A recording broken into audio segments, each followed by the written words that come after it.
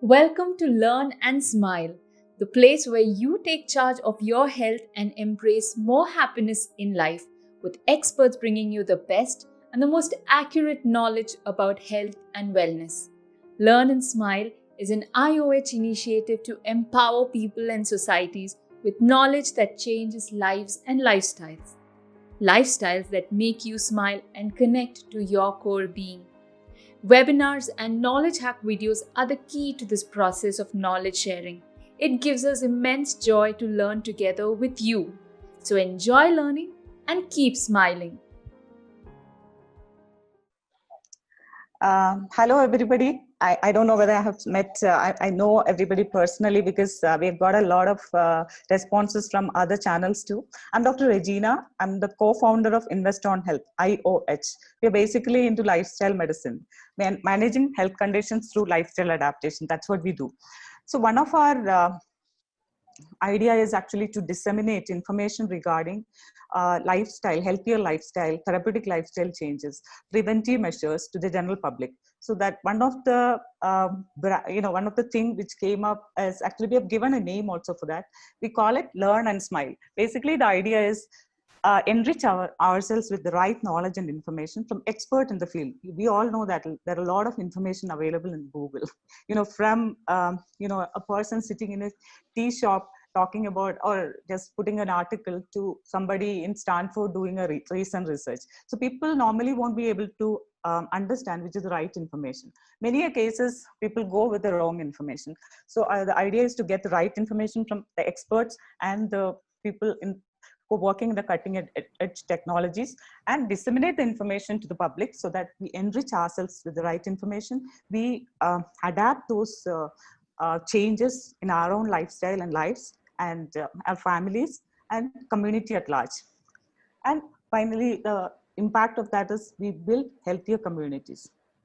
Basically, I'll give you an example. We have a few groups like diabetic reversal group, where there's something called weight loss group, and I think the webinar group right now. So when we're coming together as a community, people who are suffering from different diseases, they have a lot to share in common, not about their own issues and things like that, but the kind of journey they are taking up to get healthier. When they share those things together, they feel much more happier. I mean, definitely the byproduct of that is, they adapt the lifestyle, they're able to manage these conditions better. So that's the idea of this kind of a webinar, which is happening every month. Last month we had diabetic reversal. This month is um, breast cancer prevention. When I told Dr. Rakesh, who is a close friend and a senior of mine in college, that we want to have something on cancer and connecting with lifestyle, I didn't have to bother about anything. He just brought in everything. He was involved from the beginning, designing the posture to the last stage of implementation, even getting the speakers, selecting the topics, everything was done by him. I'm so grateful actually to have friends like him. And then he brought in Dr. Suman Lal. He actually is attending the thing from US. It's at 24:30 right now. You can imagine the kind of passion he has to spread the right information to the public. And Annie's topic is very dear to me, or something which I look forward to, because the anxiety, the kind of stress, and the connection of the same with cancer is something which is on a scientific level. It's an infant. I mean, I'm an infancy actually. I don't know much about it. I would like to learn a lot from you in those aspects. And then I would like to invite the ISLM Executive Committee and all the ISLM the doctors from the ISLM group, or the members of the ISLM, to this enriching seminar. And next is my team, who relentlessly put up the effort to make this happen. And then all of you, like on a Friday evening when everybody wants to have a chai and sit together and just enjoy, you guys have taken a decision to be a part of this enriching journey or life-changing journey. as I mentioned earlier, it's not something you just attend and go back and just forget about it. Bring in those small changes in your lifestyle so that, like you start changing yourself, your health become better. You're also influencing other people to take up such changes. And as a community, and also be part of those communities which you have created, or, any other community exists. Because the community and the connectedness also is very important part of a healthy being. Health always give us those excessive, the surge of the endorphins and make us feel positive, happy, and lead us to a healthier life. Now, up to Suresh to introduce the speakers in detail. Thank you. Am I visible? Am I visible? Yes. Okay. Good evening, everyone, and thank you, Dr. Regina. I am Suresh Shivaraman. I help Dr. Regina with the strategy-related aspects of IOH. It's great to see such a packed house. We are thrilled to have a panel of three very distinguished speakers on our Learn and Smile platform for today's webinar. Our first speaker is Dr. Rakesh S. Ramesh. Dr. Rakesh is an associate professor of surgical oncology in St. John's Medical College, Bangalore. He is a member of the National Academy of Medical Science, New Delhi, and holds fellowships and certifications from prominent institutions. Today, he will give us an introduction to breast cancer prevention and screening. Dr. Rakesh, we are so happy and honored to have you in our midst today. On behalf of everyone, I welcome you to begin this webinar. Thank you.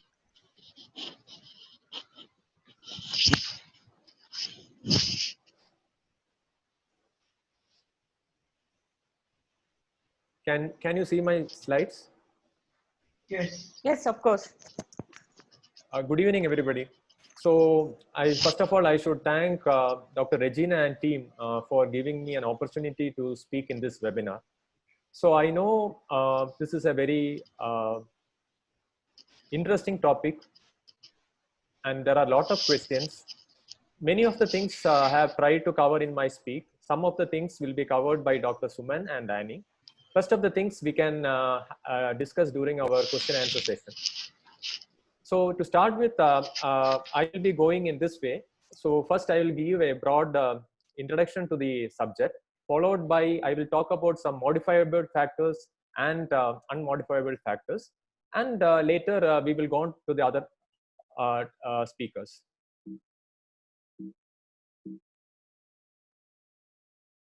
So National Cancer Registry Program 2020, they have brought out their report. And again, breast cancer is the leading cancer among women in India. And 60% of the cancers are locally advanced. And interestingly, 50% of the cancer occurs in educated women. Still, it is high between 50 to 70 years. The trend is, it is seen more in younger generation. Also, early cancers are being picked up. That is a positive trend. So we are living in a world where there are countries where cancer is detected at a very early age, and there are countries where cancer is seen in locally advanced stage without much awareness. We know that present generation of girls and women are at higher risk of cancer than their mothers and grandmothers. Every minute a woman dies of breast cancer. And when you add breast cancer and cervical cancer, 8 lakh women die every year. All these deaths are in low income countries mostly. They are premature and they are preventable. This should not be the way. These are all preventable tragedies. So when you take the story of cervical cancer, 10 years back, cervical cancer was the #1 cancer in India. What happened to cervical cancer? Because of good intervention by the government and the private sector, proper awareness, from #1, it has climbed down the ladder. So we have a model in front of us. And when you see the future prediction of cancer burden by the NCRP, in 2025, cervical cancer will be only 5.5% of all the cancers in the world in India, when breast cancer will be 14.8%. It is more than double that of cervical cancer. This is where we are. And this is the need of the preventive measures and early picking up of the disease. And even the survival of India is 66%, including early and locally advanced disease. When countries like Australia and USA, it is more than 90%. So coming back to the subject matter, the prevention usually will not start when a person is adult. It starts when a child is born.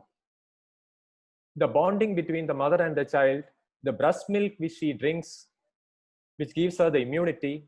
As the child grows during her nursery time, and as he becomes the primary schooler, the love, the affection she gets from her parents, the healthy habits which the family inculcated in them, also about the emotional attachments. When they become the teenager, there is a good chance that they may move away from the habits which they have learned. And as a mother or anybody in the family, it is our duty to bring her back to in track about healthy living. And once you become a middle age, what happens? I don't have time. I have my work, my husband, my mother-in-law, father-in-law, child. You forget about yourself. It should not be like that. You should have time for yourself, for your emotional development, as well as your healthy living. As you go older, the amount of work you have invested for your health, you will start getting the benefits of it. And don't forget to nourish your child in you. Everything is important for you. So coming to the unmodifiable factors. So there are many factors in the world which you cannot change. Your sex, you cannot change. Your age, you cannot change. Your family history of breast cancer, you cannot change. Your menarche and menopause, you cannot change. Whether you have a big breast, you have a small breast, it is not in your hand. Whether you are from another race, your ethnicity, we cannot change. Whether you have a breast disease earlier, this is also not in your hand. And now I have included the pollution because that is also not in our hand because of the industrialization and development. So what is in our hand is the modifiable factors. These are the factors which decide about your health. Always find out your family history. Whether you have a history of cancer in your family, don't forget about that. This is very important in your future follow-up. So coming to the modifiable factors, see, there are different modifiable factors. I will start with the secondary prevention, that is screening. When we talk about screening, everybody talks about screening by mammogram or ultrasound of the breast. But you should remember, like a low-income country like India, self-breast examination and clinical breast examination are equally important. Many a time, people coming from our lower economic strata will not be able to do a scanning all the time. There lies the importance of self-breast examination and clinical examination in our scenario. Unfortunately, most of the guidelines have taken out self-breast examination and clinical examination from their screening guidelines. Here I want to highlight a 7-day rule. It's very simple. 7-day rule means whether you are doing your self-breast examination, clinical examination, or you are going for your mammogram, select 7 days from the first day of your periods. That is the best time to do a breast examination. If you have attained your menopause, select 7th day of a month for doing your test. So when you mean by self-breast examination, it is the examination of the breast by the person. It includes breast as well as the armpit. You have to use the pulp of your fingers straight, and it can be done in vertical direction as well as in circular direction. Vertical direction, it starts from the medial part of the breast and goes laterally, and don't forget to examine the axilla. Also, there is a circular movement which starts from nipple areolar complex as it goes far away up to the clavicle up and below the mammary fold down, and then you have to examine the axilla. To make it simple, to do self-breast examination, you need a privacy. So go to a room where you don't have disturbance of others. You should have a mirror in front of you, undressed up to the waist, arms by the side, then arms on your hips and arms elevated. Look nipple, areola and skin over the breast, axilla. for any change in color, shape, or any depression. Once your inspection is over, you will start your palpation. Palpation, I have told, there are two techniques: circular motion and vertical motion. Left breast has to be examined by the right hand, and right breast has to be examined by the left hand. First in standing position, then in lying down position. Once you complete your examination, last you have to press the nipple to see whether there is any nipple discharge. It is always easy to say, do self breast examination. Many a time, our population finds it very difficult to understand what is normal and what is abnormal. So the Cancer Registry of St. John's Medical College, we have developed a field model. So this helps the people to understand the feel of a normal breast and an abnormal breast. And this has helped many people to modify their technique of self breast examination. This is self breast examination, which we have explained. That is the examination by the person themselves. Next is clinical examination. Many a time in self breast examination, you may miss your findings.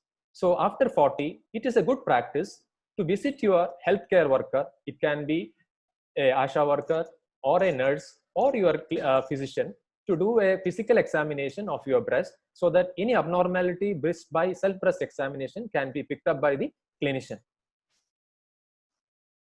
So when you say breast screening, the next thing which comes is mammogram, and along with that we have added the ultrasound of the breast. So there are many guidelines from American Cancer Society, and many societies are there to make it very simple. Just remember, after the age of 40 years up to 55 years, every year it is a good practice to do your mammogram and sonomammogram.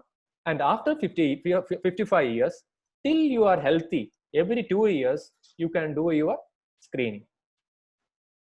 And this is for an average risk woman. For high risk woman, the screening protocol I will come in a few minutes time. Here also, always remember the 7-day rule which I have told earlier. So people are afraid of mammogram. They say a lot of radiation is there, it is very painful. Properly done mammogram will not cause you pain. Mammogram is nothing but a radiation given to your breast, and there are usually 2 views taken. And the amount of radiation which is given during the mammogram is so less that the chance of getting a breast cancer because of mammogram is very, very, very rare. So don't be afraid about that. So mammogram along with sonomammogram, your clinician will be able to see if there is any abnormality in your breast. Another thing which I want to bring up here is PIBE. This is a new concept, that is partner initiated breast examination. So we are encouraging the partners to learn the technique of breast examination, and every month the partner will be examining the breast of the person and see if there is an abnormality.